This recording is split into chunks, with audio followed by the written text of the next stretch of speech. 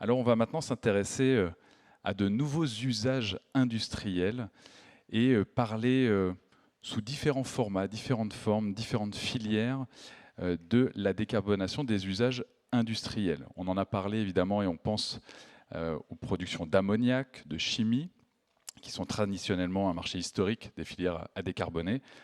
Mais la sidérurgie, la chaleur, les carburants de synthèse montent en puissance et on va s'y intéresser maintenant.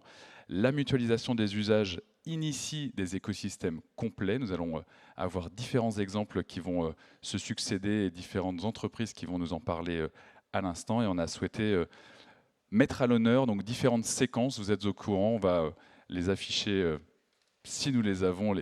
Pour les personnes qui vont monter sur scène, comme vous le savez, on ne fait pas monter tout le monde, on va séquencer les échanges. Et pour la première séquence, on a décidé de faire monter des binômes, donc de faire monter des duos, des entreprises qui ont travaillé ensemble pour permettre d'aller vers un monde industriel bas carbone ou décarboné.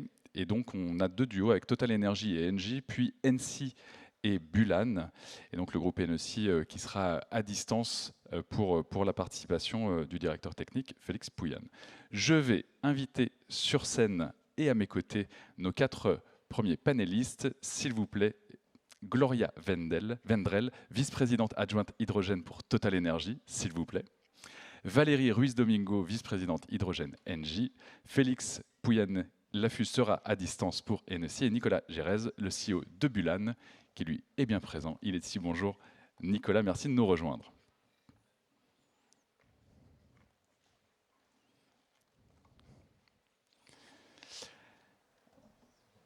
Gloria, bonjour. Comment allez-vous? On va commencer par vous. Alors, je vais vous indiquer le micro qui est devant vous pour votre prise de parole.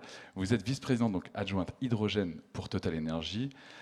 Donc vous, votre carrière vous a amené à finalement vous poser des questions évidemment pour des grands projets chez Total et décarboner ou finalement avoir un développement massif des investissements dans les ENR. Ça, c'est ce qu'on voit pour le grand public et c'est ce qu'on voit des actions de Total évidemment.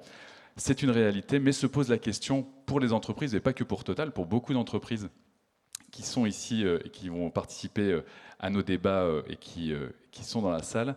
Quid de mon outil de travail? Finalement, quid des moyens, des complexes de raffinerie, des gigabassins de production et traitement? Donc on va parler quantité, on va parler de besoins et capacités qui sont hors normes. Aujourd'hui, et donc c'était rappelé dernièrement, Total Energy s'est fixé un objectif de réduction en 2030 d'au moins 40% par rapport à 2015 des émissions nettes Scope 1, Scope 2.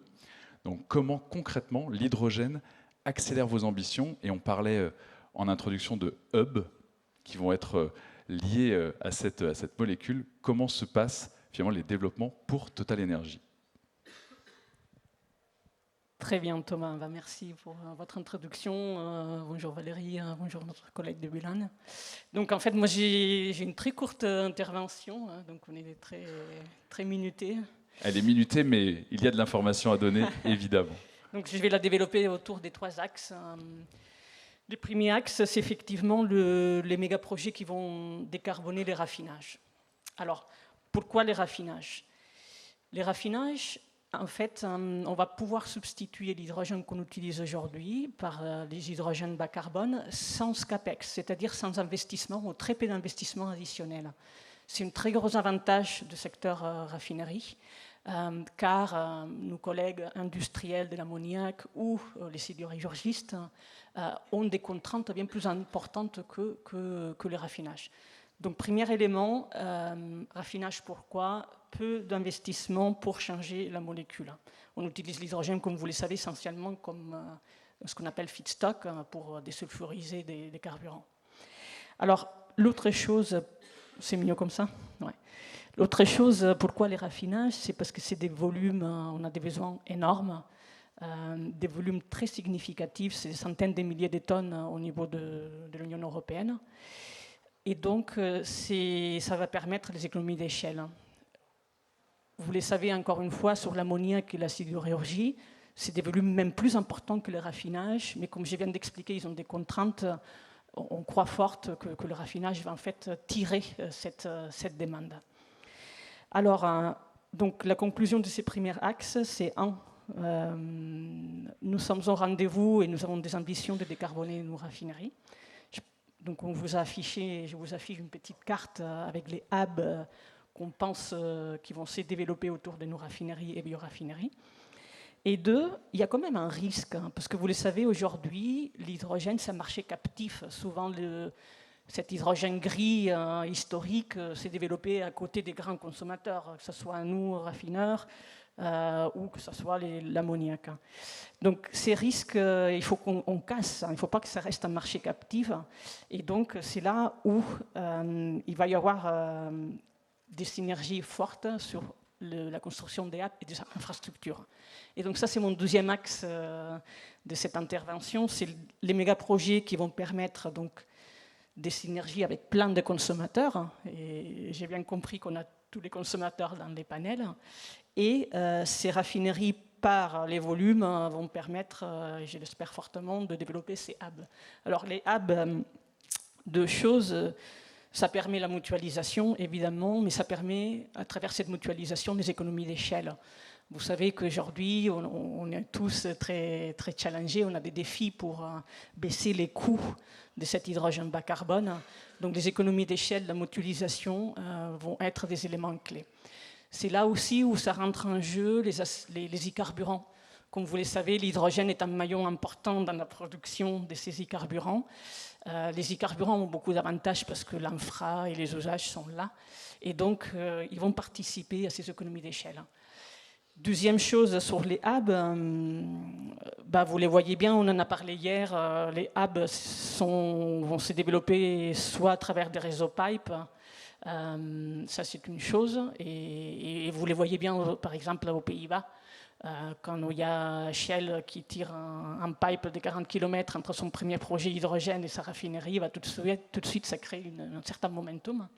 Mais il y a aussi les infrastructures portuaires, et donc ce qu'on a discuté hier, c'est ces 10 millions de tonnes par an en Europe qui viennent des imports. Et donc là, je voulais vous dire que voilà, au-delà de l'ambition européenne de décarboner nos raffineries et bioraffineries, donc Total Energies, vous le savez, on a des ambitions pour pouvoir produire massivement, encore une fois participer à la diminution des coûts et rendre cette filière vraiment industrielle. Voilà, je ne vais pas m'étendre sur les géographies dans lesquelles on travaille, mais il y a des géographies plus sympathiques que d'autres, plus faciles que d'autres. Mais on regarde tout, parce qu'on a des empreintes mondiales importantes. Donc la conclusion de ce deuxième axe, c'est les capitales privées est là. On en parlait hier aussi. Ça fait des années qu'on investit dans des études, pas encore les capex d'électrolyseurs, mais on investit déjà des millions, donc le capital est là. Et deux, donc c'est pas qu'on s'est mis en route, on a déjà démarré. Et donc je terminerai par mon troisième axe. Les projets phares aujourd'hui, pour vous dire, on a démarré, ça fait 3 ans qu'on a démarré très sérieusement sur les bas carbone. C'est les projets en France, les projets qu'on a ensemble en partenariat avec Engie, à la MED. La MED, pour ceux qui ne les connaissent pas, a déjà démarré son histoire des transitions en 2015-2017. C'est la première bioraffinerie en France. Donc c'est l'après-pétrole, c'est la vie d'une raffinerie après les pétroles, c'est la MED. Donc c'est une bioraffinerie, et donc on va continuer cette après-pétrole avec l'hydrogène bas carbone pour fournir la bioraffinerie qui fait toujours de biocarburants. Et l'hydrogène, cette fois-ci, il ne va pas servir à désulfuriser, mais il va servir à hydrogéner les huiles végétaux. C'est un peu différent, mais finalement c'est de la chimie sympathique. Pour Massilia, nous avons l'ambition donc d'utiliser les 120 MW de la connexion électrique avec RTE qu'on a, et elle est en train de se faire cette connexion. Ça suppose entre 14-15 000 tonnes par an. Ça fait un peu plus de 60% du besoin de la bioraffinerie, mais vous voyez, c'est le premier projet, c'est que 60% d'une de ces raffineries-là. Et donc, nous avons commencé il y a déjà 3 ans, toutes les études, les projets est rentré en FEED, vous connaissez, donc les FEED c'est quand même une étape déjà importante d'engagement. Et on espère passer dans la décision d'investissement finale l'année prochaine, le plus tôt possible. Je crois que vous avez cité le site donc, de 120 MW. C'est ça. Et donc on était à 40 au démarrage, donc c'est un projet en plus qui porte une ambition encore plus grande aujourd'hui, depuis quelques mois. Donc c'est un signal fort. Hier, on parlait des signaux qu'il faut envoyer à l'industrie par rapport aux productions et par rapport au fait d'avoir la matière pour pouvoir agir. Donc c'est important. Absolument. Merci beaucoup pour cette intervention très timée, Gloria. Merci. J'apprécie et tout le monde apprécie. Il y aura du monde. Merci beaucoup. À vos côtés, Valérie. Bonjour. Vous avez rejoint Engie Gaz de France à l'époque, il y a exactement 20 ans. Et vous avez occupé divers postes de management, principalement en finance et stratégie. Vous êtes depuis 2 ans vice-présidente hydrogène groupe d'Engie. Vous avez donc la vision globale des activités hydrogène, pas seulement Massilia, le long de la chaîne de valeur, de la production, la distribution, le transport on en a parlé par pipelines, le stockage souterrain. Quelle est votre vision de ces nouveaux usages industriels et de quoi parle-t-on quand on est Engie ? Bonjour à toutes et à tous. Merci Gloria tout à l'heure pour cette première intervention.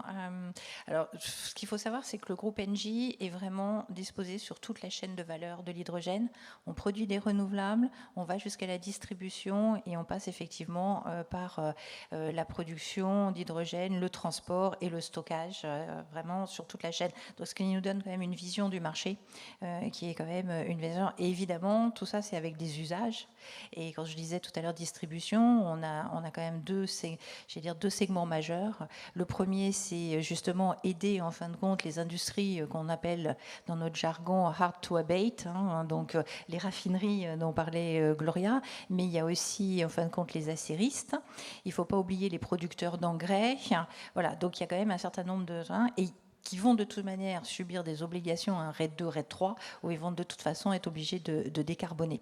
Donc ça, c'est, j'allais dire, le premier segment. Et puis, sans oublier la mobilité, parce que c'est ça d'être l'intérêt, vraiment, d'être sur toute la chaîne de valeur, c'est comment on aide et comment on propose des solutions à base soit d'hydrogène, soit de dérivés, parce qu'effectivement, on parle beaucoup d'hydrogène, mais en tous les cas, pour le groupe Engie aussi derrière, c'est de se dire, il y a les dérivés. On voit que le marché aujourd'hui est tiré par ces dérivés. Et quand je dis dérivés, on parle de e-méthane, donc ce sont tous les e-fuels, e-méthane, e-méthanol, e-ammonia, e-kérosène, e-nafta, ENCO. Donc c'est aussi cette partie-là qui va permettre de toucher le second segment et qui est sur la mobilité. Et quand je dis mobilité, c'est vraiment mobilité lourde, donc routière, camion, plutôt bus, et puis ferroviaire, très important, et maritime, et bientôt aussi l'aviation. Donc voilà, donc on a toutes ces molécules, c'est vraiment des offres en fin de compte qui permettent à ces industriels, soit en termes de transport, soit en termes vraiment de sites, comme ce qui se passe sur le projet Massilia, de décarboner et de permettre à ces industriels de répondre aux exigences de RED 2, RED 3. Alors j'imagine, on l'a eu hier avec des acteurs régionaux qui nous ont donné, même qui ont nommé les stations de recharge. Donc j'imagine que vous avez des projets très concrets qui sont aujourd'hui en train de sortir pour les acteurs industriels, pas seulement pour Total Energy, évidemment. C'est un acteur important, mais pour d'autres acteurs, évidemment. On a à peu près aujourd'hui, pour le groupe Engie, environ 100 projets, donc hydrogène ou e-molécules, dans 15 pays, voilà, dans le monde entier. Donc évidemment, nous sommes présents, on va rendre justice à Pau. Donc nous avons en fin de compte ici alimenté, et c'est ce que François Barraud représentait hier, le fameux projet Phébus qui est devenu une réalité, où on alimente en fin de compte la flotte de bus ici à partir d'hydrogène. Donc ça c'est vraiment sur la mobilité et ça correspond bien à ce que je disais tout à l'heure, vraiment de participer à cette décarbonation en fin de compte de ces secteurs. Et puis on a fait vraiment concrètement, parce qu'on est un grand groupe, donc il y avait le projet Massilia en France, mais on a l'année dernière, en fin de compte, fait l'inauguration en Afrique du Sud de la transformation du premier gros camion minier, ces énormes camions qui fonctionnaient au diesel. Nous les avons passés donc dans le secteur minier sur une mine de platine d'anglo-américaine en Afrique du Sud, et c'est le premier camion qui fonctionne aujourd'hui à l'hydrogène. Donc ça, c'était une première. Et puis on a pris l'année dernière, et il est en construction, un projet donc en Australie, qui est un projet donc, qui s'appelle sur l'usine en réalité de Yara qui produit de l'ammonia et qui a souhaité verdir sa molécule. Et donc nous sommes sur du 10 MW en construction et dans une COD qui devrait intervenir en 24, 25 selon les aléas. Donc voilà, donc on était, et avec Massilia, on était vraiment, j'allais dire, sur le site de nos clients pour les aider au mieux et leur proposer la solution. Bien évidemment, on est maintenant sur une vision plus large, sur des hubs, puisque l'intérêt, si on veut joindre plusieurs clients avec les différents usages, c'est d'avoir des mini-hubs avec une multitude de clients. C'est vraiment ça, cette vision, j'allais dire, centralisée quand on est vraiment sur des sites pour répondre aux besoins de nos clients, et puis après, adresser une multitude de clients. C'est vraiment ce qu'on souhaite faire, avoir cette combinaison des deux possibilités.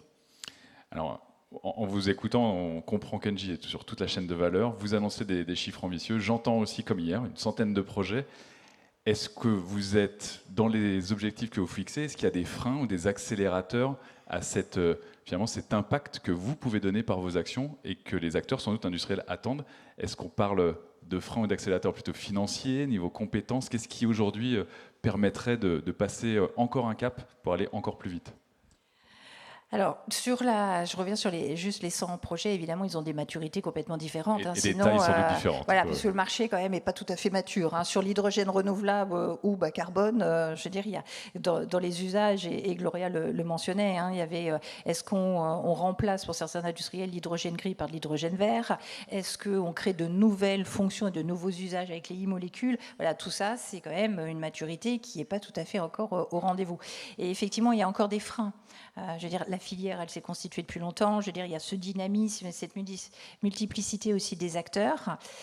Ce que je vois surtout encore aujourd'hui, c'est que, en tous les cas, je vais parler de l'Europe, puisque c'est quand même, et de la France, on attend toujours en réalité cette réglementation. Je veux dire, bon, elle devrait arriver souvent, mais on manque de visibilité, ce qui veut dire qu'en fin de compte, quand on essaye de toucher nos clients et nos off-takers potentiels, ils nous disent oui, mais nous, on ne sait pas vraiment comment on va être traité, donc on a besoin de cette visibilité sur la régulation pour prendre des engagements fermes. Je rappelle qu'un industriel a besoin quand même d'avoir des clients. S'il veut lancer des projets, je veux dire, ça nécessite des CAPEX assez importants et des OPEX assez importants. Donc il faut quand même avoir des contrats d'off-taker, sinon un industriel ne va pas se lancer sur toute la chaîne, toute la chaîne de valeur. Donc vraiment, cette visibilité, c'est vraiment quelque chose.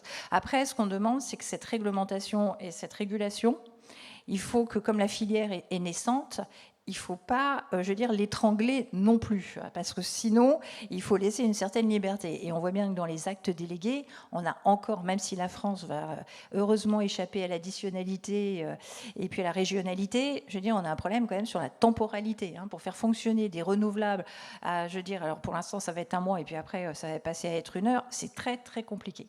Ce qui me permet de dire aussi, on a un frein très important en France et en Europe au sujet des renouvelables. Il n'y a pas assez de capacité de renouvelables. Ça, c'est certain.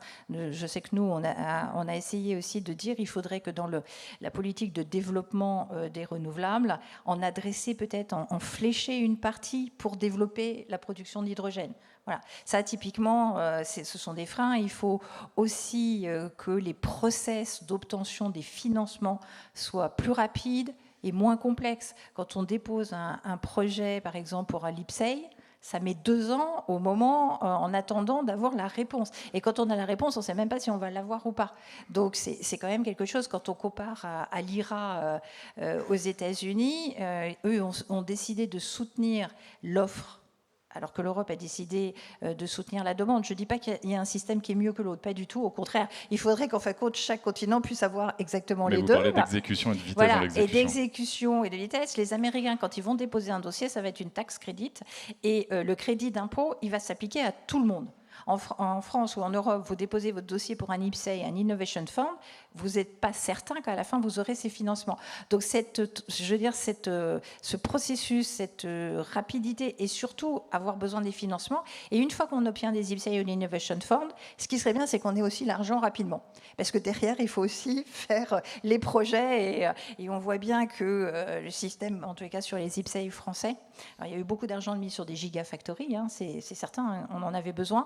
Après, quand les industriels, et on le vit nous avec sur Massilia, je veux dire, c'est bien de savoir qu'on a été notifié en septembre d'avoir tant de millions. Après, quand ils arrivent, c'est encore mieux quand même. Hein. Donc voilà. Donc il y a tous ces sujets de freins, je veux dire, qui vont se débloquer. Mais ce qui explique, je pense aussi, pour l'instant, le fait que la filière et le marché soient pas encore, en tous les cas, quand je parle du renouvelable, hein, de l'hydrogène renouvelable ou des e-fuels, soient pas lancés encore complètement. Donc c'est moins rapide que prévu.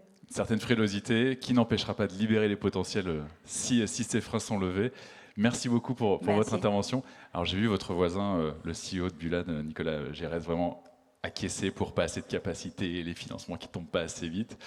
Cher Nicolas, alors là on va faire un grand écart. On va partir dans d'autres sphères. Je vais vous donner, pour changer les slides tout à l'heure, pour votre présentation de ce projet qui fait écho. On en parlait, et on n'arrêtera pas d'en parler, je pense, mais aujourd'hui, l'an prochain, dans 2 ans, on va voir arriver de nouveaux acteurs dans ces journées dédiées à l'hydrogène, de nouvelles filières, de nouvelles activités qui se posent la question, comme ça a été le cas en 2019 pour la filière du cognac, de lancer des appels à projets distillation durable qui mettaient, alors c'est peut-être pas le cas des activités, des actions que vous avez prises après avec Hennessy, mais qui montrent que toute une filière se pose la question, évidemment, de sa feuille de route à venir et de la décarbonation de ses activités. Alors il n'aura pas le temps de le présenter, donc je vais juste parler d'Hennessy et de ces 250 ans de tradition qui vont évidemment impacter nos débats, mais pour voir que finalement vous apportez une innovation avec Bulan et qu'elle a rencontré son marché avec les acteurs d'Hennessy. Est-ce que vous pouvez, Nicolas, nous redonner les contours de ce qu'est Bulan et de ce que vous proposez pour ces acteurs, notamment pour le marché de la distillerie, mais on verra qu'il y a peut-être d'autres marchés qui s'ouvrent. Avec plaisir. Merci Thomas, merci France Hydrogène pour cette tribune. Gloria, Valérie, je suis ravi. Est-ce que Félix Pouyanné est en... Il est là, il est derrière nous, on le voit à l'écran. Bonjour Félix. Alors, effectivement, donc, pour nous présenter rapidement, donc, on a fondé la société Bulan, qui est basée à Montpellier. On est fabricant français d'électrolyseurs dédiés aux applications de combustion. Donc nos axes à nous, c'est de développer une technologie d'électrolyse française. Et on va peut-être le voir avec vos slides, parce que je crois qu'on reprendra Monsieur Pouyanné juste après, et on va passer sur vos slides. Tout à fait. Exactement. Qui vise en fait un objectif. Donc le premier axe, c'est l'usage. Ça a été dit tout à l'heure par Gloria et Valérie. Quand on parle de e-molécules, quand on parle de e-gaz ou de e-fuel, le gros avantage de considérer l'hydrogène sous cet axe, c'est qu'en réalité, il est déjà compatible à un usage. Donc, quand on s'est concentré, nous, sur la chaleur, la production de chaleur avec de l'hydrogène, eh bien, c'est tout simplement parce qu'on s'est rappelé que la chaleur, c'est la moitié de l'énergie consommée par l'industrie. Pour produire de la chaleur, qu'il y a des millions de brûleurs qui sont utilisés chaque jour, qui émettent énormément de CO2, et qu'en réalité, l'hydrogène est tout à fait capable de venir se substituer aux fossiles dans ces usages-là. Donc, deuxième axe de travail, ça a été de développer une technologie d'électrolyse un peu spécifique qui a la particularité d'être couplable, qui vient se plugger en fait sur le brûleur, que ce soit un chalumeau, un brûleur pour une distillerie ou une chaudière, pour prononcer un mot un peu compliqué. Et bien simplement en considérant que le problème n'est pas la combustion, mais que c'est le combustible, et qu'en changeant la nature du combustible, on peut continuer à utiliser le système thermodynamique qui en fait rend le service. Donc cette technologie a été développée avec plusieurs partenariats dont le CNRS à Montpellier. On l'a mise en marché en 2014-2015. On a depuis mis sur le marché près de 2000 électrolyseurs dans 12 pays européens. On a une capacité de à peu près 7 MW d'électrolyseurs déployés. Voilà, on n'est pas très connu parce qu'on a voulu rester un peu caché dans notre... Là, c'est raté, là. Voilà, dans notre singularité. Et le troisième axe pour finir cette introduction, c'est l'axe du décentralisé. Le décentralisé qui, en fait, et ce panel en est l'illustration, et merci pour ça, est tout à fait compatible à l'hydrogène qui viendra de l'infrastructure. C'est-à-dire que si nous travaillons aux côtés de l'usage et la maison NSI qui est parmi nous aujourd'hui, et je les remercie, va donner son point de vue sur le sujet. Si l'usage est là et que des acteurs viennent faire en sorte que l'usage peut adopter l'hydrogène et qu'on peut commencer à faire une partie du travail sur place avec une fraction d'hydrogène, donc on parle d'hybridation à 10, 20, 30, 40, 50%, eh bien, dans un second temps, l'usage étant prêt, on a créé des off-take pour l'hydrogène qui viendra des infras. Donc, pour casser un petit peu cet antagonisme d'opposition entre le décentralisé et le centralisé, nous, on pense que de l'hydrogène produit directement au point d'usage ouvre la porte à l'hydrogène qui viendra de l'infra. Voilà. Est-ce que oui. Juste avant, je veux rebondir parce que c'est important. Moi, je ne l'ai pas souligné tout à l'heure parce que je pensais que tout le monde était évidemment partageait notre point de vue. Les infrastructures, c'est aussi un frein aujourd'hui, le fait qu'en fin de compte, il n'y a pas de financement des infrastructures. Hein. Quand vous développez un projet, et je rebondis sur ce que disait Nicolas, c'est important. Si vous voulez faire un pipe, si vous voulez faire un stockage, aujourd'hui, vous n'avez pas de financement. Et ça, voilà, ça c'est ça. Et c'est la même chose sur les e-fuels. Aujourd'hui, il n'y a pas d'enveloppe spécifique financement. Et c'est vrai qu'on voit bien le lien entre décentralisé et après centralisé à travers les pipes. Donc ça, c'est aussi important. Et pour compléter, on n'a pas d'aide non plus sur le décentralisé. C'est-à-dire qu'un électrolyseur qui est implémenté au point d'usage à un niveau de puissance qui est inférieur à une capacité, aujourd'hui, n'a pas d'aide au déploiement. Donc c'est aussi un sujet qu'on travaille avec les partenaires. Alors on va poser la question à Félix Pouyanne-Lafuste qui est en ligne. Bonjour monsieur. Bonjour à tous. Bonjour. Alors à écouter les échanges ici sur le plateau, pourquoi aller vers toutes ces contraintes? Vous n'avez pas d'aide, la technologie, elle a l'air robuste, mais finalement, c'est tester quelque chose que vous n'étiez peut-être pas obligé de faire. Qu'est-ce qui a motivé le choix d'Enessi? Et je le rappelais, vous êtes responsable et engagé dans la protection de votre terroir. C'est plutôt ça l'image qu'on a. C'est un terroir, c'est un historique à défendre, et des façons de faire, des savoir-faire aussi qui sont parfois centenaires. Donc là, c'était vraiment changer la donne. Alors, si je peux me présenter rapidement, donc je suis Félix Pouyanne-Lafuste, je suis directeur technique distillation au sein de la maison NSI, pour laquelle je travaille depuis près de 10 ans. Je suis aussi membre du comité de dégustation, donc je ne vais pas développer cela aujourd'hui, mais ça a beaucoup d'importance pour nous et c'est lié évidemment à la qualité du produit et au savoir-faire qui a plus de 250 ans. Je ne sais pas si vous m'entendez très bien. Très bien. D'accord, parfait. Et effectivement, nous, je dirais, ça date pas d'hier, finalement, notre engagement pour l'environnement. Et là j'entends parler beaucoup d'hydrogène, de décarbonation.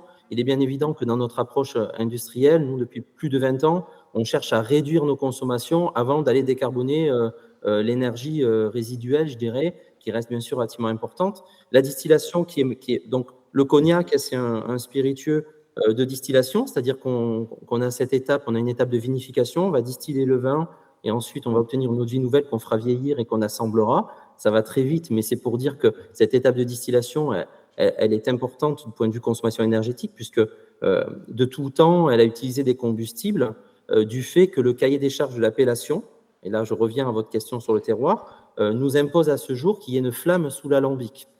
Donc, c'est-à-dire qu'on distille avec une flamme. Et pour qu'il y ait une flamme, il faut brûler quelque chose, donc un combustible. Et toute l'histoire du cognac est liée à ces combustibles avec le bois, avec le charbon, avec le fuel, avec le gaz naturel et le propane aujourd'hui. Et donc, ça nous a semblé assez évident de poursuivre dans cette voie avec le... alors, Bulan, Nicolas disait qu'il se cachait. Ben, nous, on l'a quand même un petit peu trouvé, puisque dans notre approche, on avait cette notion de... effectivement, d'aller chercher un spécialiste de la combustion, de l'hydrogène, pour voir s'il était possible, avec, et c'est important parce que vous avez parlé d'investissement, avec du matériel existant, d'avancer sur la décarbonation avec les feuilles de route qu'on peut avoir soit sur les entreprises, soit au niveau européen, mais dans tous les cas, avec un cap à 2050 qui est la neutralité. Bien sûr, il y a des étapes, 2030, 2040, et donc de commencer à décarboner avec l'usage de l'hydrogène vert, notamment.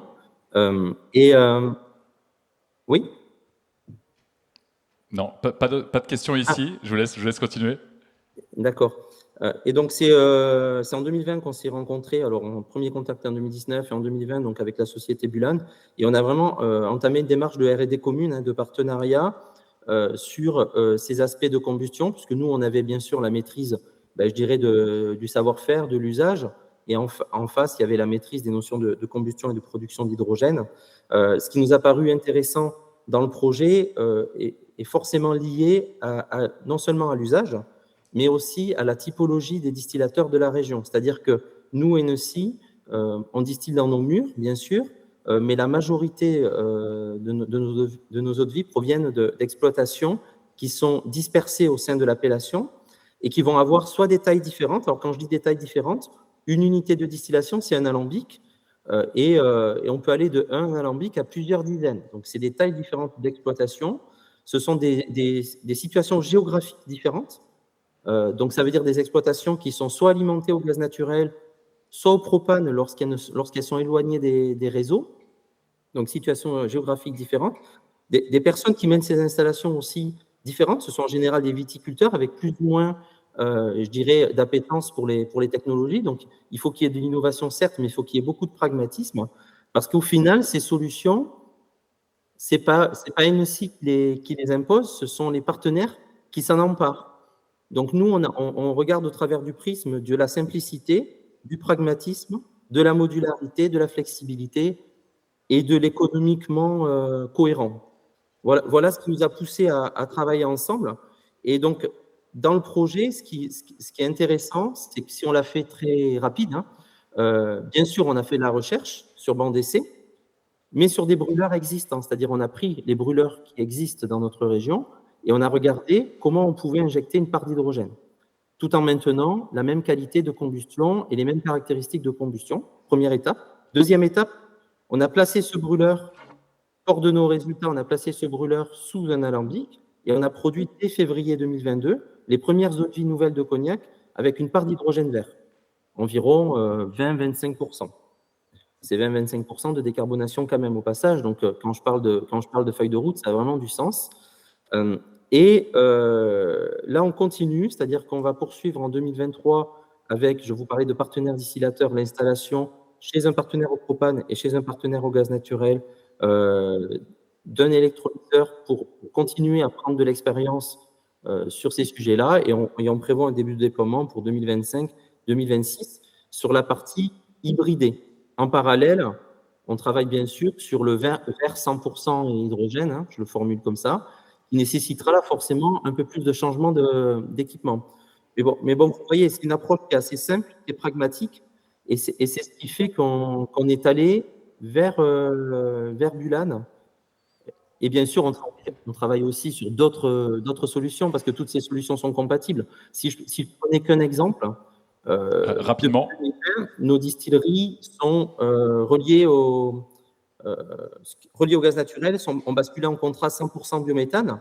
Et donc, c'est une solution totalement compatible, donc qui a fait moins 80% sur le bilan carbone, mais qui est totalement compatible avec l'injection de 20% d'hydrogène. Voilà, c'est simplement très rapidement. Merci beaucoup pour cette intervention.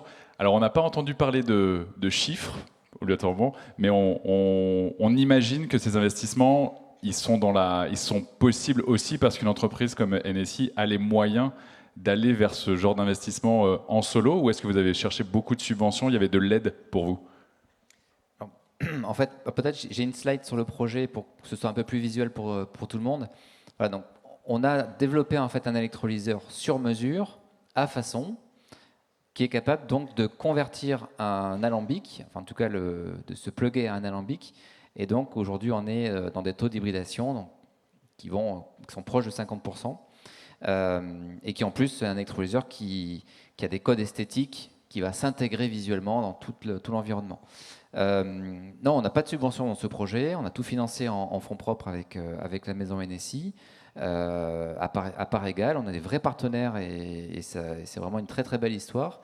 Et l'idée par contre c'est de travailler sur un contrat de filière, donc de serviciser, hein, de conserver, faire des petits et finalement aller voilà, vers la filière. Ce qui est important, ce que Félix également évoquait, c'est la réplicabilité du modèle. Aujourd'hui, dans la filière cognac, vous avez un alambic de 25 hectolitres, qui est une unité fonctionnelle type, et vous en avez 3500.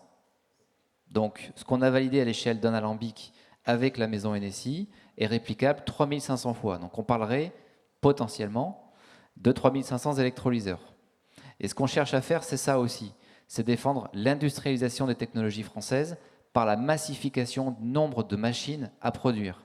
Parce que sinon, les technologies seront produites massivement très loin, et un jour, on les importera. Là, le cas d'usage, la molécule hydrogène bien amenée dans le cas d'usage, avec un développement spécifique, permet de rendre possible et compatible et donc cette rencontre entre l'usage à l'hydrogène avec une technologie qui est réplicable 3500 fois.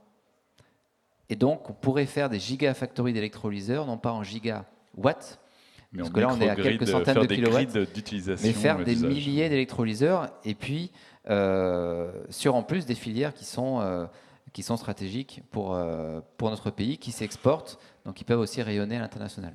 Ce qu'on peut ajouter, si je peux me permettre juste rapidement, et qui est essentiel, je pense que ça a été dit en creux, mais bien sûr, l'hydrogène, il est produit par unité fonctionnelle, ce que disait Nicolas, et il est consommé au fil de l'eau, si je puis dire, et il n'y a aucun transport forcément, et aucun stockage non plus.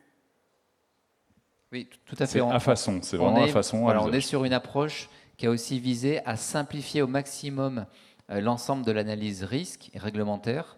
Donc on fonctionne effectivement en flux continu, à très basse pression et sans stockage. Donc on fait vraiment une hybridation on-time du système et ça revient à une électrification indirecte via une molécule électrique. Bon, on l'aura compris, la temporalité est importante. Je vois Gloria qui reprend le micro. Le mot de la fin est pour vous, Gloria. Donc vous pourrez terminer. Merci. Vous avez commencé, vous pourrez terminer. Merci beaucoup pour ces explications et merci à vous, Monsieur Pouyanne, la FUST à distance. Merci beaucoup. Avec plaisir, merci. Oui, je voulais essentiellement rebondir, Nicolas, sur ce que tu disais sur la réplicabilité, parce qu'on a parlé d'économie d'échelle et effectivement, un des avantages majeurs qu'on voit dans l'électrolyse, à très grande échelle, au-delà de ce que vous faites, c'est qu'effectivement, la facilité qu'on a de construire des modules et les enchaîner les uns derrière les autres, c'est vertueux, c'est vraiment vertueux. Dans l'industrie de la chimie, c'est rare que ça existe. Nous, on construit des gros réacteurs et pour construire un deuxième, c'est compliqué. Et là, en fait, c'est très vertueux, la réplicabilité, la facilité à modéliser la technologie. Donc, bravo pour ces beaux projets. Merci beaucoup. On va vous remercier tous les trois. On a pris un tout petit peu de retard, mais on ne va pas le rattraper. Vous ne serez pas pressés. Ne vous inquiétez pas. Merci à tous les trois pour vos interventions. Merci. Et je vais immédiatement inviter les panélistes suivants, Benoît Decour, Jean-Christophe Fauguet, Pascal Cly et Cindy Huet, à me rejoindre. Nous allons vous présenter évidemment les uns les autres.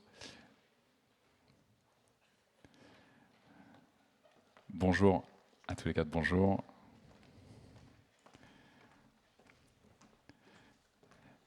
Alors, vous l'aurez noté, échange de passionnés, les projets évidemment amènent de la passion. Là, on va aller sur des personnes qui l'ont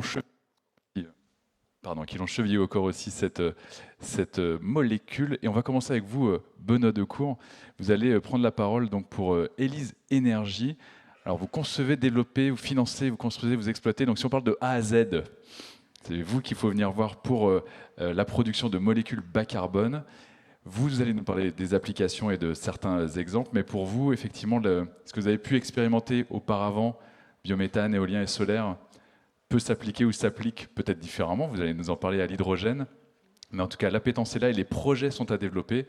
Donc, est-ce que vous pouvez nous redonner plus d'informations sur les développements et les projets que vous menez aujourd'hui avec Élise Énergie?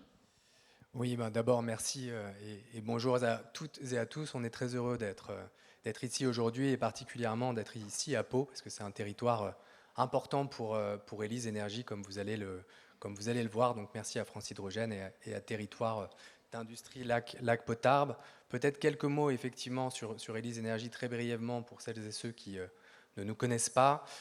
Comme vous l'avez rappelé, Élise Énergie, on est une PME industrielle. On se focalise sur la production de molécules bas carbone dont il a été question dans le précédent panel. Et plus spécifiquement, de notre côté, on travaille sur 2 types de molécules. L'électrométhanol, qu'on destine à 2 marchés aujourd'hui, les intrants pour la chimie, c'est un marché existant, 600 000 tonnes sont consommées, sont importées chaque année en France environ. Et puis les carburants alternatifs pour le maritime, puisque c'est une des solutions qui émergent avec des commandes de bateaux, notamment dans le transport de conteneurs, avec des grands acteurs qui se sont engagés, qui ont commandé et qui vont donc avoir besoin à l'horizon de la fin de la décennie de méthanol bas carbone. Et puis l'autre type de molécules sur lesquelles on travaille, c'est les carburants d'aviation durable qui sont assez naturellement à destination de l'aéronautique. Nous, on a vocation à la fois à développer et à opérer ces projets, et on est sur 2 géographies, principalement la France d'un côté, dont il va être question, l'Espagne et le Portugal de l'autre, pas très loin de l'autre côté des Pyrénées. Oui, je crois que ça vous tient à cœur, donc ce côté, ce qu'on a entendu hier, de souveraineté aussi, de c'est maintenant qu'il faut agir. On peut le faire. Exactement, et effectivement, aujourd'hui, il me paraissait important d'illustrer avec un projet qui aujourd'hui est l'un de nos projets les plus avancés sur l'électrométhanol et qui a la particularité de ne pas être très loin d'ici, puisque c'est le projet MLAC qui avait été annoncé il y a à peu près 1 an. C'est un projet qui, in fine, vise à la production de 200 000 tonnes par an d'électrométhanol sur le bassin de lac. Avec là aussi une particularité, on est sur 2 implantations.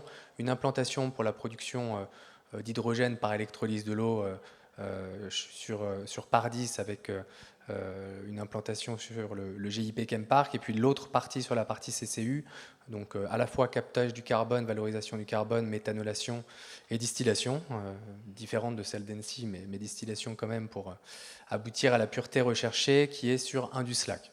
Et donc c'est un projet aujourd'hui, donc 200 000 tonnes par an d'électrométhanol, pour donner quelques chiffres, hein. Ça nécessite autour de 40 000 tonnes d'hydrogène, donc on est sur un raccordement réseau de 280 MW sur le réseau de transport d'électricité, avec un recyclage de l'ordre de 280 000 tonnes par an de CO2 pour venir donc décarboner d'une part, mais effectivement, et c'était pour rebondir sur votre point, pour fournir ou remplacer des matières qui sont aujourd'hui importées de pays producteurs de gaz. Et donc l'idée, c'est évidemment pas sur tous les marchés qui sont les nôtres de remplacer entièrement les molécules qu'aujourd'hui on peut importer, mais néanmoins c'est une manière dans ce contexte un petit peu particulier de reprendre aussi de la souveraineté industrielle. Et sur le bassin de lac, et c'est pour moi un point d'actualité important, il a été mentionné hier, les déterminants d'implantation pour les projets d'électrofuel ne sont pas nécessairement les mêmes déterminants que les projets d'hydrogène en usage direct. Donc on partage évidemment avec l'État le souci de la décarbonation des grands sites industriels, le souci de regarder les usages existants, mais dans notre cas, on va regarder les usages existants d'électrométhanol, donc un dérivé d'hydrogène d'une part, et puis d'autres déterminants qui sont importants, et notamment 2 d'entre eux, la présence d'utilité, et de ce point de vue-là, les plateformes chimiques, et notamment les plateformes ici sur le territoire, Chempark ou Induslac, sont extrêmement précieuses pour nous, parce qu'il y a des utilités qu'on peut réutiliser, de la chaleur, des équipes de pompiers, et puis un savoir-faire industriel et de formation qui va nous permettre finalement de développer plus rapidement, d'exécuter de manière plus naturelle, plus logique nos projets. Donc ça, c'est pour moi et pour nous un point important, et c'est vraiment une caractéristique aussi de ce territoire. Donc je voulais prendre l'occasion de cette intervention pour le dire. On a un formidable soutien ici sur le bassin des différents partenaires, et je voudrais remercier notamment la communauté de communes La Cortaise, le GIP Chempark, Induslac, Sofrecide ou Capingelec par exemple, qui nous ont accompagnés sur ce projet. Là, on parle au niveau local. Le contexte national est important. Qu'est-ce qui pourrait accélérer ou qu'est-ce qui freine aujourd'hui le déploiement de ces moyens de production électrique ? Qu'est-ce qui n'a, en tout cas, qui pourrait faire que ça se passe comme vous le souhaitez ? Alors, on partage ce qui a été dit notamment dans le premier panel. Et sous les yeux du président de France Hydrogène.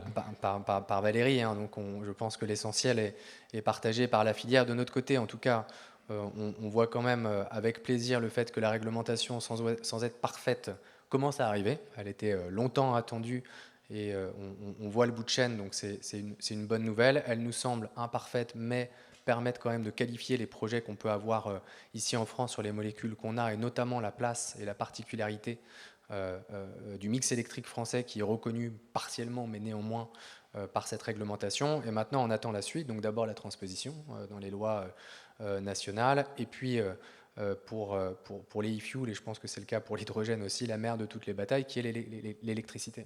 Donc, par définition, on est sur des projets qui visent l'électrification indirecte des usages. Les e-fuels permettent d'étendre un cran encore au-delà de l'hydrogène avec les marchés que j'ai cités. Mais évidemment, si on veut signer des off-take, il faut connaître les modalités d'approvisionnement électrique. Il faut sécuriser un approvisionnement électrique sur le long terme. Il faut pouvoir bénéficier aussi du parc électronucléaire que l'on a en France. Et donc, de ce point de vue-là, toutes les réflexions en cours et les discussions en cours sur le post-ARENH, etc., sont évidemment essentielles. Et on n'a pas le loisir d'attendre, parce que si on attend, les projets français vont être décalés et on risque de rater le train, parce que nous, on a une conviction, c'est que contrairement à ce qui a pu être cru par certains à une certaine époque, les e-fuels, ce n'est pas une question pour demain. C'est une question pour aujourd'hui. La technologie, c'est jamais trivial d'intégrer ce type de technologie, mais globalement, elle est prête. Les projets, les porteurs, on n'est pas les seuls, sont prêts à exécuter, mais il nous faut une réglementation pour la connaître. Et il faut le faire maintenant, parce que sinon, demain, d'autres géographies risquent d'être beaucoup plus compétitives que la nôtre. Et là, on a une fenêtre, elle est là, elle est courte, et si on veut la saisir, il faut les règles du jeu, il faut l'approvisionnement électrique, et ensuite, la France et les différents acteurs de la filière, les porteurs de projets, les fournisseurs de technologies. On a aussi la chance, et je le dis ici dans le territoire, d'avoir des grands acteurs finaux, des consommateurs, qui sont prêts à s'engager sur ces thématiques-là. Eh ben, on sera au rendez-vous, mais donnez-nous les moyens, laissez les e-fuels participer aux côtés des autres usages de l'hydrogène qui sont évidemment pertinents dans les réglementations et dans les stratégies qui sont en cours de définition. Merci beaucoup, cher Benoît. C'est très clair et très engagé.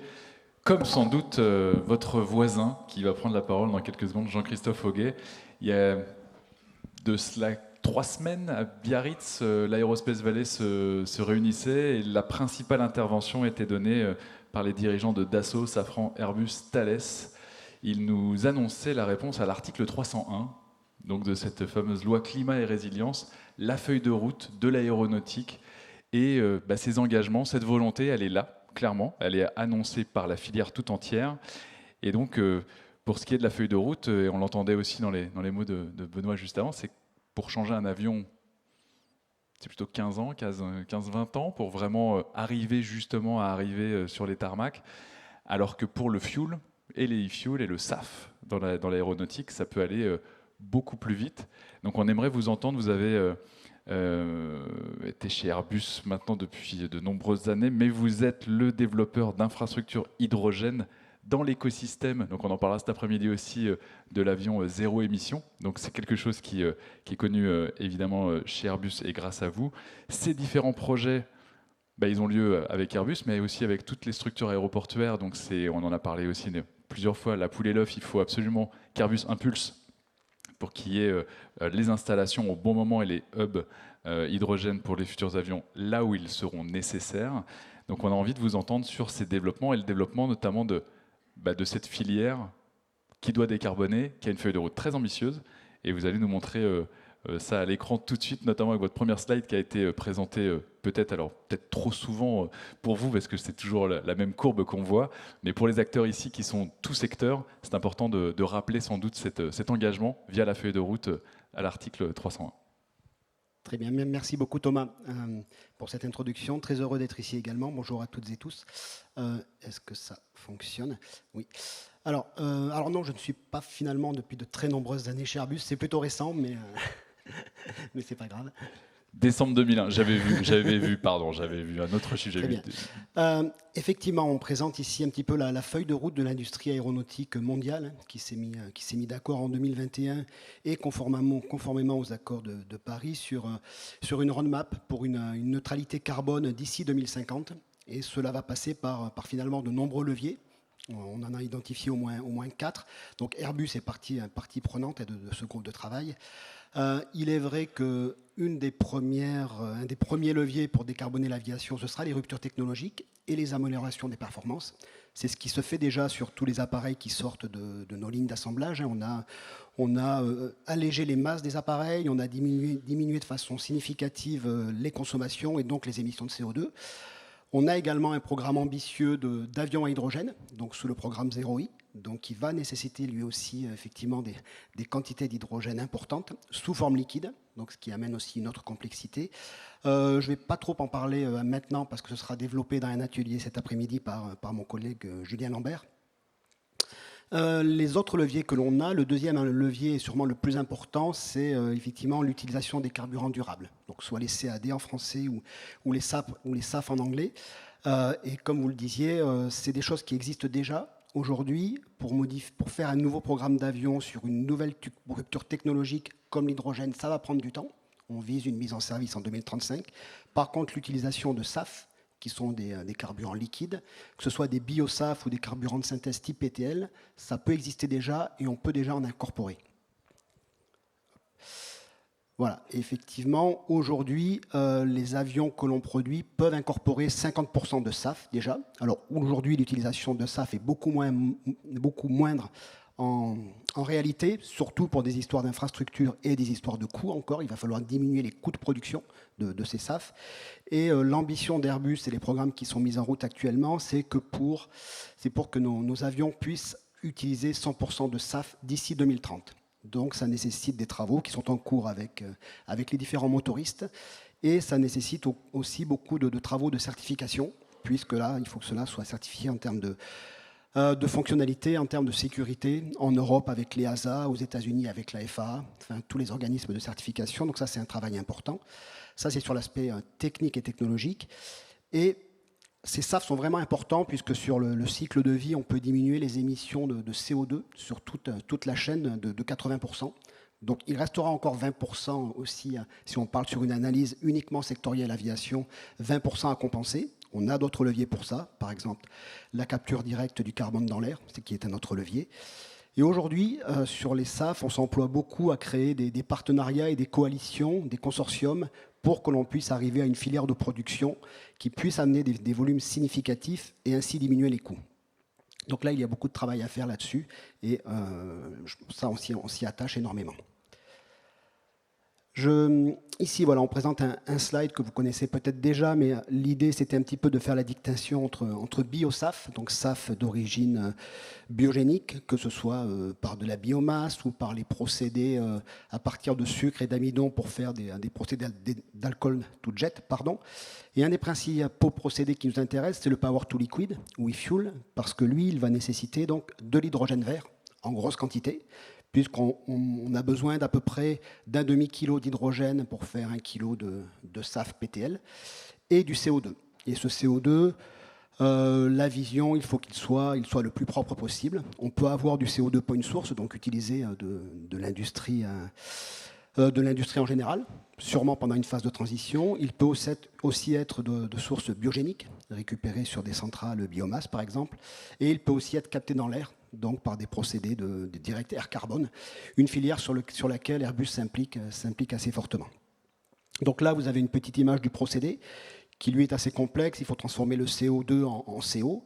Il faut ensuite faire réagir le CO et l'hydrogène par du Fischer-Tropsch pour arriver à un liquide de synthèse qu'il va falloir ensuite raffiner pour arriver à une qualité embarquable dans les avions.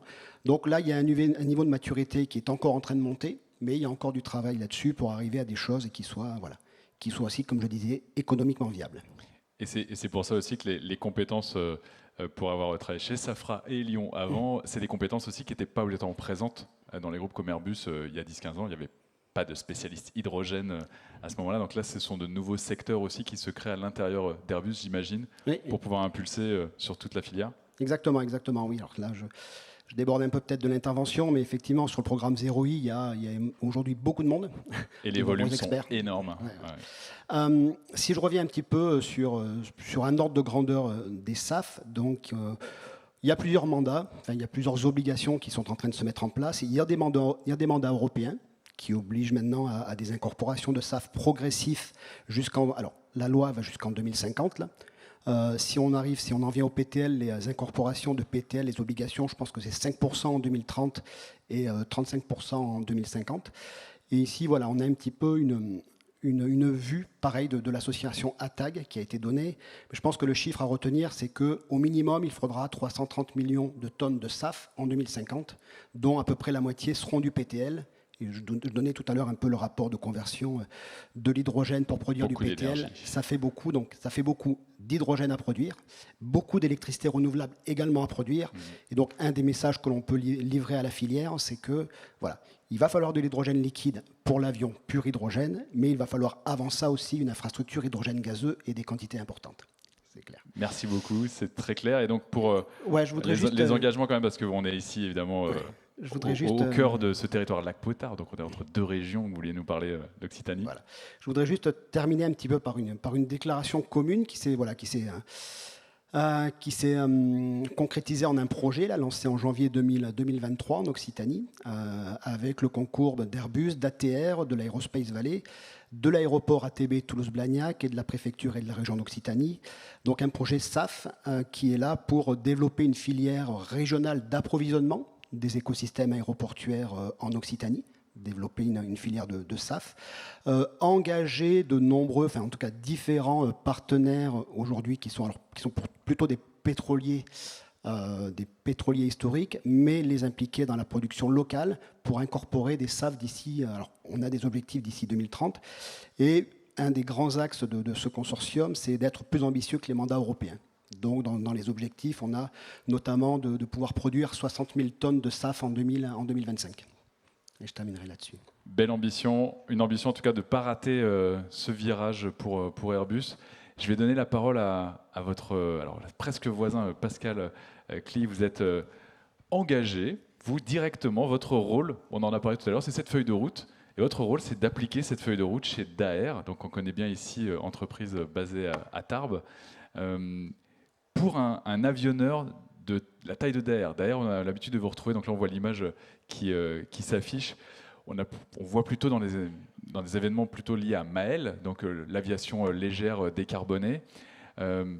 Vous allez être le laboratoire. Bon, alors évidemment, Airbus a des moyens évidemment peut-être un peu plus importants que vous, mais a des obligations aussi qui ne permettent pas toutes les expérimentations. Vous allez tester des choses, être un laboratoire pour l'aviation légère qui représente aussi un chiffre d'affaires et un nombre d'avions dans le monde très important. D'ailleurs, c'est une entreprise qui va très bien parce qu'il y a énormément d'avions nécessaires au monde entier sur ce type de modèle. Quelles sont les expérimentations et comment envisagez-vous l'application de cette feuille de route pour votre entreprise ? Merci Thomas, bonjour à toutes et tous. Donc effectivement, chez Daher, j'ai en charge la structuration et l'animation de la feuille de route de décarbonation de nos avions. Et nos avions, vous les avez en image ici. Celui qui est au premier plan est fabriqué aux États-Unis et celui qui est au deuxième plan est fabriqué juste à côté à Tarbes. Donc effectivement, nous sommes avec une dimension beaucoup plus modeste qu'Airbus, mais nous avons aussi un rôle à jouer dans la décarbonation.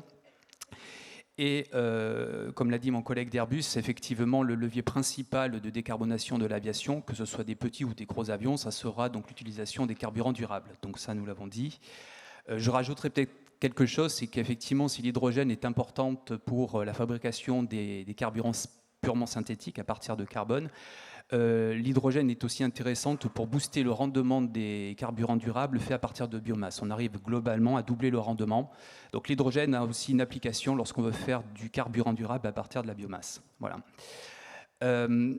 Sur la feuille de route de Daher, vu que nous avons des avions beaucoup plus petits que ceux d'Airbus, notre feuille de route adresse aussi des ruptures technologiques, mais qui seront moins importantes que celles d'Airbus avec de l'hydrogène, puisque notre feuille de route technologique va utiliser l'hybridation électrique. C'est-à-dire que ce que nous envisageons, et ça nous permet de le faire dans un horizon de temps beaucoup plus court, donc d'ici la fin de la décennie, ça sera donc d'hybrider les deux avions que vous voyez ici en utilisant des batteries électriques et de propulser nos avions avec évidemment de l'énergie électrique, mais aussi des carburants durables. Voilà.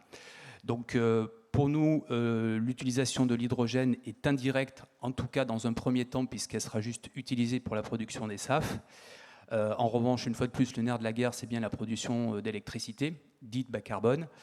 Et c'est effectivement le chemin que nous suivons. Et on a commencé, effectivement, j'aime bien l'image du laboratoire. L'avion que vous avez au deuxième plan a été massivement transformé et il sera présenté au Salon du Bourget la semaine prochaine pour ceux qui y seront. Il s'appelle EcoPulse et c'est un projet de recherche que nous menons actuellement avec Airbus et Safran et qui vise à hybrider ce type d'avion et à voir qu'est-ce que ça fait de voler avec de l'énergie électrique. sachant que d'utiliser du 800 volts à côté de réservoirs carburants, c'est quand même quelque chose d'assez croustillant. Donc on fait attention. Merci beaucoup. On note évidemment pour les acteurs de la filière qui seront au Bourget, beaucoup d'innovations vont être présentées lors de ce salon et certaines locales, encore une fois d'Occitanie et de Nouvelle-Aquitaine, qui montreront des objets volants plus ou moins hydrogène, mais en tout cas il y en a un qui va faire beaucoup de bruit, vous en entendrez parler. Merci pour cette intervention et merci d'avoir été concis et précis sur vos activités. Alors là, je m'excuse de vous donner la parole en dernier, c'est très impoli, mais Cindy Huet, vous êtes responsable grand projet chez Dynamics, filiale d'EDF, et via le plan hydrogène, vous avez pour ambition de développer 3 gigawatts bruts de projets de production d'hydrogène bas carbone d'ici 2030. Donc encore, on parle de dates, elles sont précises. Et cela inclut également les projets visant à transformer cet hydrogène bas carbone en carburant de synthèse. Et là, ça rejoint évidemment la discussion déjà engagée avec vos voisins. Donc, est-ce que vous pourriez nous représenter, alors peut-être Dynamics, mais peut-être l'écosystème EDF autour de Dynamics et de ce type de projet? Merci Thomas, bonjour à tous. En effet, Dynamics a la chance d'être adossé au groupe EDF, groupe qui a très vite identifié l'hydrogène bas carbone comme un vecteur clé pour atteindre la neutralité carbone et lutter contre le changement climatique. Dynamics a été créé en avril 2019, donc filiale à 100% du groupe EDF pour les activités hydrogène. Et ça a permis à EDF, et je sais que beaucoup attendent notre participation sur ce sujet, de se positionner sur la totalité de la chaîne de valeur de l'hydrogène bas carbone. Car nous sommes en effet producteurs d'électricité bas carbone, renouvelable et nucléaire. Et je le rappelle, c'est une chance en France que nous avons.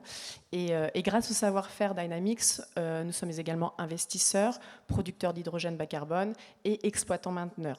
Et c'est le sujet du jour, nous sommes également maintenant positionnés sur la transformation d'hydrogène bas carbone en carburant de synthèse, en électrocarburant, donc dit e-fuel. Et à ce titre, maintenant, on a 2 usages en fait, que nous ciblons. Le premier, c'est l'hydrogène pour l'industrie, on en a parlé au cours de ces 2 jours, mais également maintenant la mobilité lourde et la mobilité professionnelle. Mobilité lourde, c'est-à-dire benne à ordures, bus, typiquement notre projet en exploitation à ce jour à Auxerre, et la mobilité professionnelle. Mobilité professionnelle, le transport maritime d'une part et le transport aérien d'autre part, et on ne le dit pas assez encore, mais qui ont des objectifs stricts de décarbonation, et ce, dès 2025 en fait. Et donc, pour relever tous ces challenges, je dirais, aujourd'hui, Dynamics est certes adossé au groupe EDF, mais nous sommes un peu plus de 100 salariés. Nous recrutons toujours, ça fait partie des challenges. Avis aux intéressés, j'en profite. Et avis à la plénière de cet après-midi sur les compétences, donc la boucle sera bouclée. Voilà, parfait. Nous sommes positionnés dans 3 pays, donc avec des challenges différents, la France, l'Allemagne et l'Angleterre. Nous avons la chance d'avoir un portefeuille de projets qui est assez conséquent. Nous avons 60 projets, alors nous ne sommes pas au niveau d'Engie, mais ça représente quand même 1 gigawatt d'électrolyse. Donc on est sur la voie du 3 gigawatts annoncé en 2030. Et surtout, nous avons la chance d'avoir de nombreux partenaires, tant pour le développement des projets, des partenaires industriels, Domo, Borealis, Vicat, j'en parle juste après, et puis pour l'innovation, puisqu'on l'a dit, nous sommes dans un secteur qui n'est pas mature. Et donc, ça va être le nerf de la guerre de se positionner sur l'innovation avec, là, nous avons des partenaires, typiquement Alstom, ABB ou Genvia. Et c'est d'ailleurs le positionnement industriel Dynamics. On l'a évoqué plusieurs fois, mais on est dans un cadre qui est très mouvant, un cadre réglementaire qui est très mouvant. Donc les usages de nos partenaires industriels et de nos clients évoluent en même temps. Et nous devons, et c'est vraiment très important pour Dynamics, de nous adapter à ces évolutions des usages, raison pour laquelle aujourd'hui je suis là pour parler notamment des e-fuels. Grâce à notre portefeuille de projets, nous avons réussi à atteindre un certain niveau de connaissance dans les mécanismes de soutien qui sont primordiaux, on en a parlé, pour financer nos projets. Et encore une fois, la force du groupe EDF nous permet d'avoir des compétences sur toute la chaîne de valeur industrielle. Et surtout, et j'insiste là-dessus, nous sommes dans un secteur non mature, on a peu de retours d'expérience, même mondiale, et donc on s'inscrit dans la durée avec nos clients, puisqu'on va jusqu'à l'exploitation et la maintenance de nos installations. Bon, je vais rentrer un peu plus dans le vif du sujet, je pense que c'est ce qui intéresse vraiment les gens dans la salle. Parlez-nous de ce projet. Voilà, donc on a plusieurs projets qui vont aller se positionner dans la synthèse d'électrocarburants, et notamment ce projet, donc Innovi, qui va aller se positionner sur la base de dioxyde de carbone et bien évidemment d'hydrogène bas carbone produit par électrolyse, produire du méthanol, donc du méthanol de synthèse, et qui a donc un fort potentiel finalement pour répondre aux objectifs de la France dans la décarbonation, et notamment des industries et du secteur maritime. Puisque dans la décarbonation, en fait, l'e-méthanol va avoir moins de 70%, et c'est un des objectifs, de gaz à effet de serre par rapport à sa référence fossile actuelle. Par ailleurs, on va se répondre aux besoins de souveraineté énergétique, c'est un gros sujet de l'actualité, puisque le méthanol qui est utilisé dans l'industrie aujourd'hui est totalement importé. On oublie de le dire, mais c'est le cas. Et par ailleurs, 80% du soudage dans le transport maritime est étranger, et dans le transport international. Et enfin, et c'est le cas à Pau évidemment, mais dans toute la France, on a ce besoin de réindustrialisation auquel on répond avec cette nouvelle filière. Et donc, d'autant plus que le méthanol, en fait, a cet avantage d'être liquide à température ambiante, alors je ne sais plus si on l'a évoqué, et permet d'être utilisé directement dans les motorisations actuelles. Donc Vicat et Ainamix, donc Vicat, la cimenterie Vicat, on s'est associés pour lancer ces nouvelles filières, je dirais, de production de méthanol national. Et là, vous retrouvez les 3 briques mentionnées. On va aller capter le CO2 à hauteur de 170 000 tonnes par an sur la cimenterie. On va par ailleurs produire de l'hydrogène bas carbone à hauteur de 180 MW en termes de puissance d'électrolyse. Et on va produire 125 000 tonnes de méthanol bas carbone. Donc vous voyez l'intensité carbone, ce qui répond au moins 70% de gaz à effet de serre que j'ai évoqué juste avant. Et surtout, et là je parle en rebondissant sur ce que mes prédécesseurs ont dit, ces 125 000 tonnes de méthanol bas carbone vont représenter 40% du besoin en e-fuel dans le transport maritime, dans la feuille de route pour 2030. Besoins qui sont multipliés par 10 en 2040. Donc vous voyez les besoins qui sont juste exponentiels. Et donc l'avantage de ce type de projet, mais Benoît l'a dit, c'est que d'une part, on va aller capter du CO2 dans des processus industriels pour lesquels c'est inévitable puisque c'est inhérent à leur process, et d'autre part, on va venir décarboner un secteur qui finalement a des difficultés. C'est très difficile de décarboner ce type de secteur. Le secteur maritime. Et c'est difficile parce que, c'est évoqué dans le Green Label Europe pour le transport maritime, c'est un peu la même problématique que les avionneurs. On ne peut pas changer les bateaux du jour au lendemain. Tout à fait. Donc il faut trouver l'alternative, et elle vient par l'énergie qui meut ces bateaux. Effectivement.